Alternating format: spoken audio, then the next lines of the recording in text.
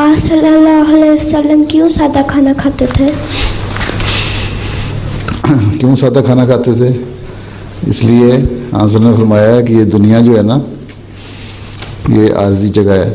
یہاں تو زندگی جتنی اللہ میاں تعالیٰ نے دی ہے نا، اس کو گزارو، اور جو ہمیشہ کی زندگی ہے اس کی تلاش میں تھی، اللہ تعالیٰ کی تلاش میں.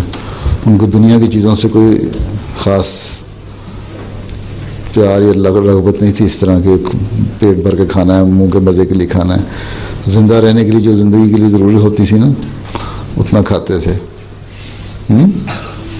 اور دوسرے اس زمانے کے ایسے بھی میں سادہ کھانے تو ہوتے تھے، لیکن آپ کی کوشش ہوتی تھی دوسرے اچھا کھائیں.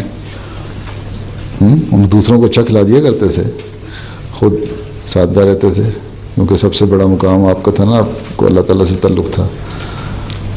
لیکن یہ نہیں ہے کہ سادہ ہی صرف کھانا کھاتے تھے، اچھا کھانا بھی کھاتے رہے. حدیث میں آتا ہے کہ بھنی ہوئی جو گوشت ہے، بکرے کی ران، وہ بھی کھاتے تھے. اچھی قسم کی کھجوریں بھی کھایا کرتے تھے، اچھا قسم کا پھل بھی کھایا کرتے تھے.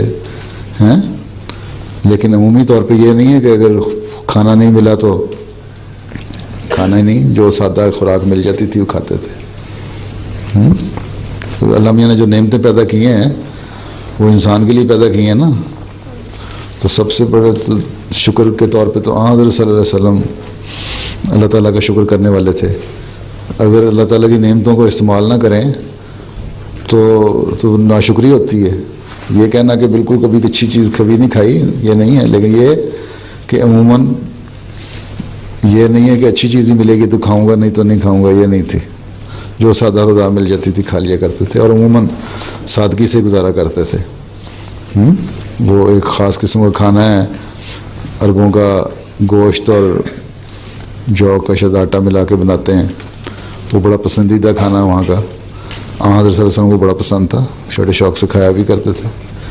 کیا کہتے ہیں اس کو، جس نام بھول گیا مجھے، ہریسا یا کہ ایسا نام ہے.